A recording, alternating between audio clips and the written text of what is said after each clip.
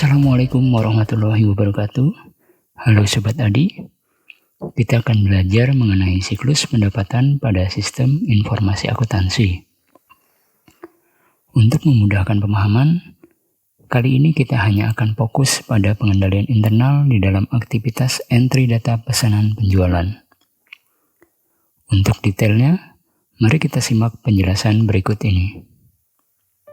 Siklus pendapatan di dalam sistem informasi akuntansi merupakan serangkaian aktivitas bisnis dan operasi pemrosesan informasi mengenai penyediaan atau penyerahan barang dan jasa kepada pelanggan dan penerimaan kas sebagai pembayaran atas penyerahan tersebut.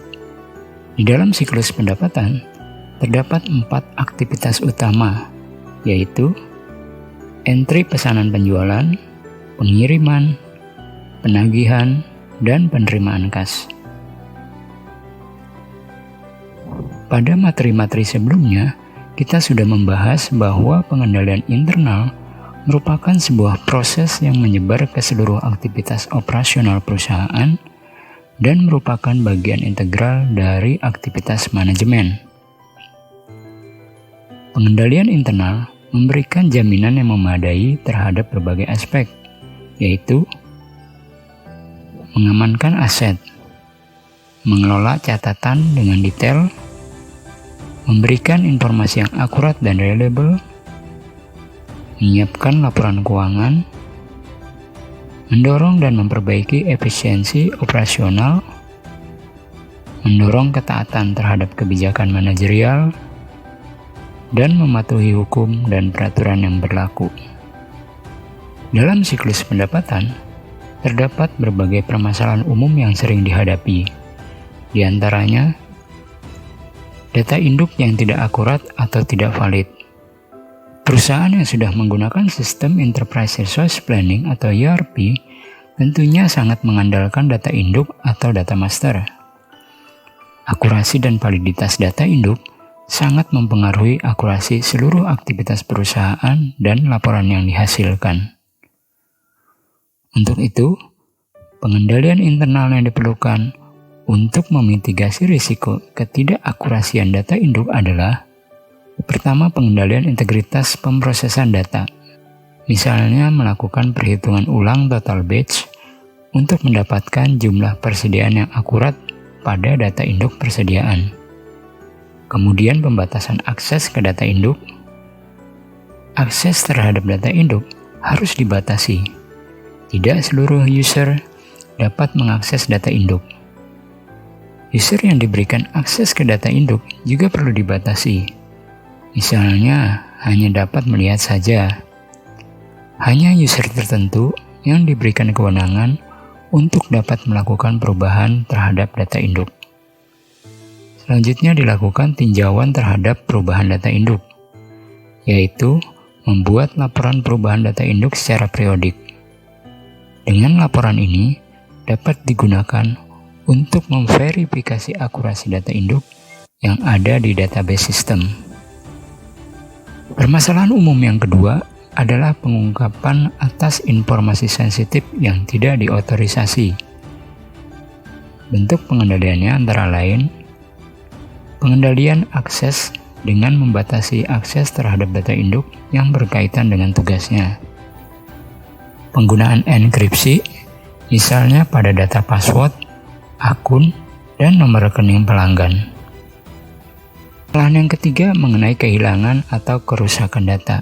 Ancaman ini sangat mungkin terjadi. Misal terjadi bencana yang mengakibatkan rusaknya data. Bentuk pengendaliannya berupa penetapan prosedur backup data, apakah backup penuh atau parsial. Dan permasalahan yang keempat, yaitu kinerja yang buruk. Untuk mengevaluasi setiap aktivitas bisnis, diperlukan desain laporan manajerial yang inovatif dan detail. Misalnya laporan margin keuntungan, yang dapat membantu perusahaan mengevaluasi kinerja penjualan.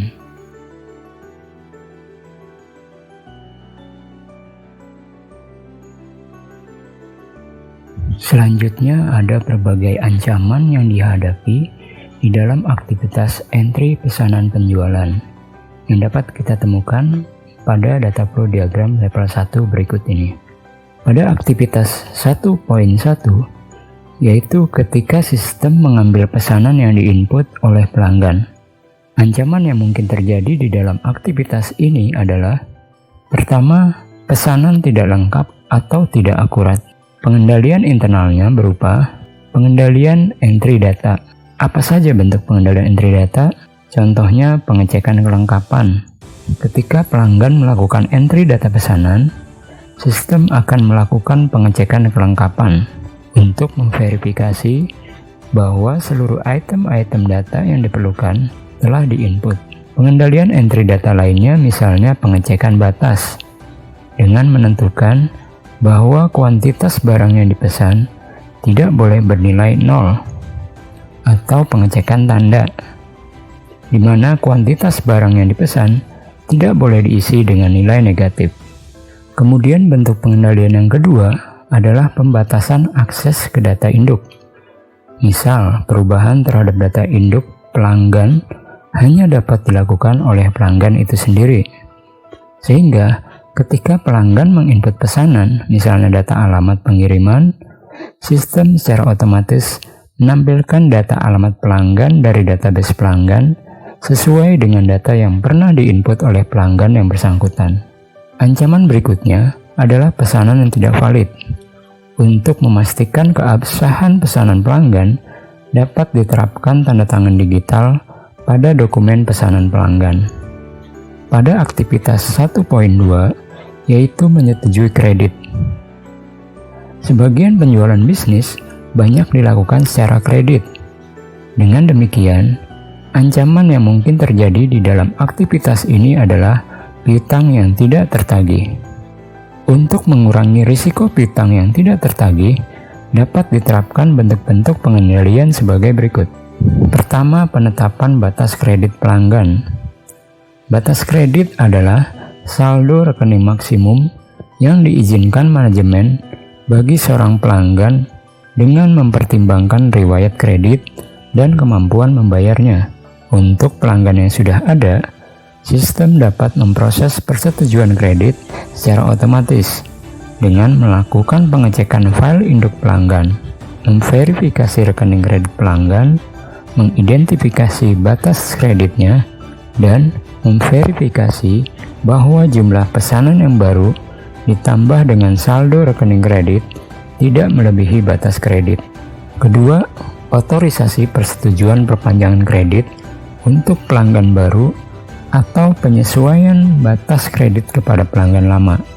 Untuk kondisi tertentu, dapat saja dilakukan penyesuaian batas kredit. Misal untuk pelanggan baru yang prospektif, diberikan jangka waktu kredit yang lebih lama. Atau pelanggan lama yang memiliki riwayat pembayaran kredit yang baik, dapat ditingkatkan batas kreditnya.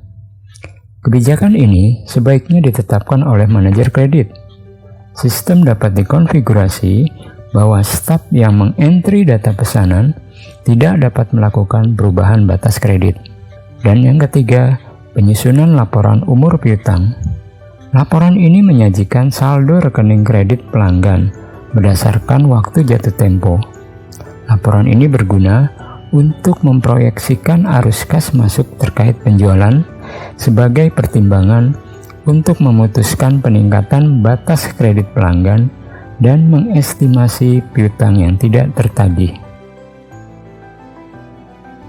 Dalam aktivitas ini, apabila kredit tidak disetujui, maka pesanan ditolak dan dikembalikan ke pelanggan.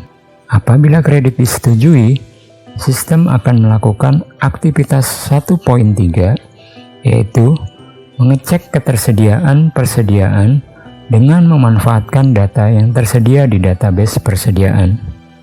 Ancaman yang mungkin terjadi di dalam aktivitas ini adalah: pertama, kehabisan atau kelebihan persediaan dan kehilangan pelanggan.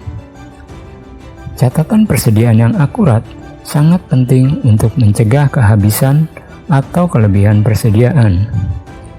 Kehabisan persediaan akan menyebabkan kerugian penjualan jika pelanggan tidak bersedia menunggu dan lebih memilih mencari dari penjual lain.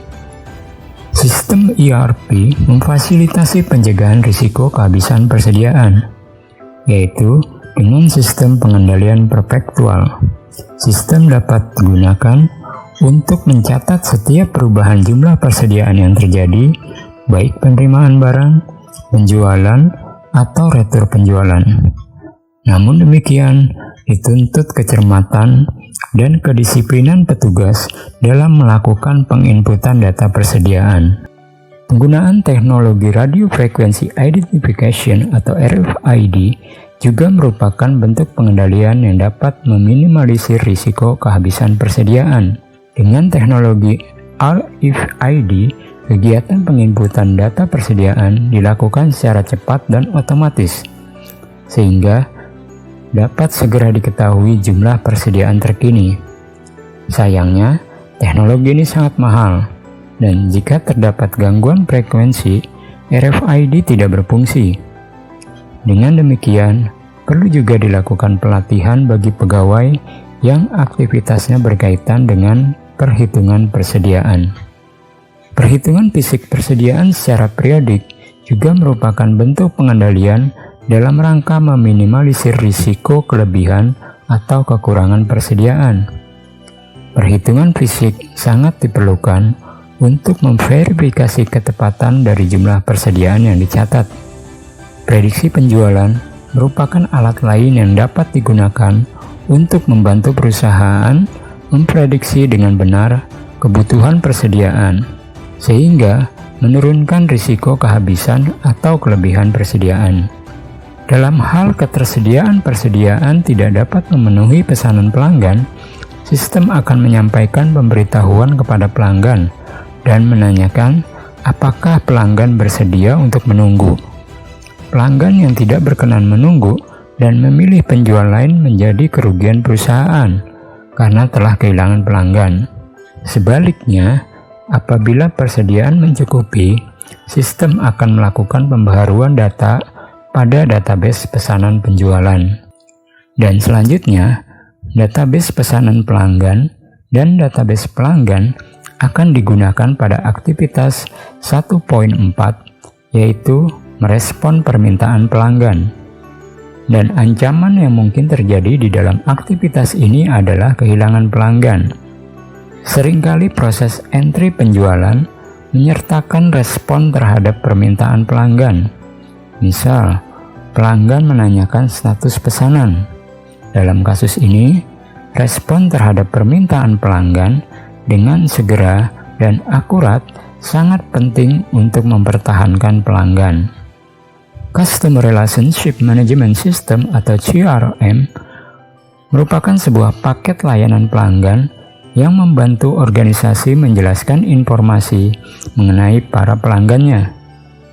Dengan menggunakan database pesanan pelanggan dan database pelanggan, CRM memberikan informasi kepada pelanggan mengenai status pesanannya atau menawarkan pesanan lain berdasarkan histori pesanan. Selain itu, database juga dapat digunakan menyusun peringkat layanan pelanggan yang membantu perusahaan dalam mempertahankan pelanggannya. Demikian pembahasan mengenai pengendalian internal di dalam aktivitas entry pesanan penjualan pada siklus pendapatan. Semoga bermanfaat. Sampai ketemu lagi di video berikutnya. Terima kasih. Assalamualaikum warahmatullahi wabarakatuh.